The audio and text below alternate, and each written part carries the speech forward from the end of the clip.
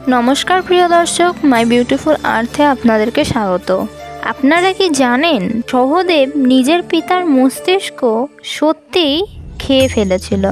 পাণ্ডবদের পিতা মারা যাওয়ার আগে পাণ্ডবদের কাছে এক অদ্ভুত ধরনের ইচ্ছা প্রকাশ করেছিল।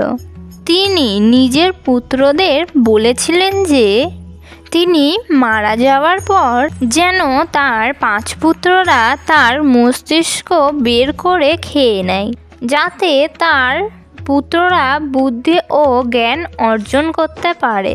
কিন্তু তাদের পিতা মারা যাওয়ার পর একমাত্র এই কথাটা সহদেবেরই মনে পড়েছিল।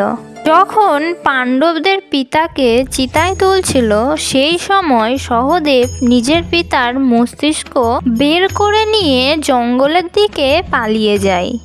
শ্রীকৃষ্ণ তখন সহদেবকে বাধা দেওয়ার চেষ্টা করে, কিন্তু শ্রীকৃষ্ণ তাকে বাধা দেওয়ার আগেই সহদেব তার পিতার মস্তিষ্ক খেয়ে ফেলেছিল। সহদেব যখন মস্তিষ্কের প্রথম টুকরো খেলো, তখন তার ভূতকাল সম্পর্কে সব জ্ঞান হয়ে গেল। দ্বিতীয় টুকরোটা খাওয়ার পর তার বর্তমান ও তৃতীয় টুকরো খাওয়ার পর ভবিষ্যতের সব জ্ঞান হয়ে গেল।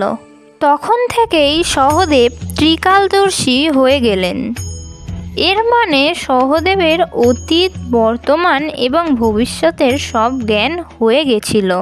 আমাদের হিন্দু গ্রন্থ অনুসারে একমাত্র শ্রীকৃষ্ণ এবং সহদেবই ছিলেন যারা জানতো যে ভবিষ্যতে মহাভারত যুদ্ধ হবে। সহদেব যাতে ভবিষ্যতে মহাভারত যুদ্ধ হবে এই কথা কাউকে না বলে, সেই জন্য শ্রীকৃষ্ণ সহদেবকে অভিশাপ দিয়েছিলেন যে সহদেব যদি কাউকে ভবিষ্যতের কথা জানায় তাহলে তার তখনই মৃত্যু হবে। ভিডিওটি ভালো লেগে থাকলে একটি লাইক ও সাবস্ক্রাইব করতে ভুলবেন না।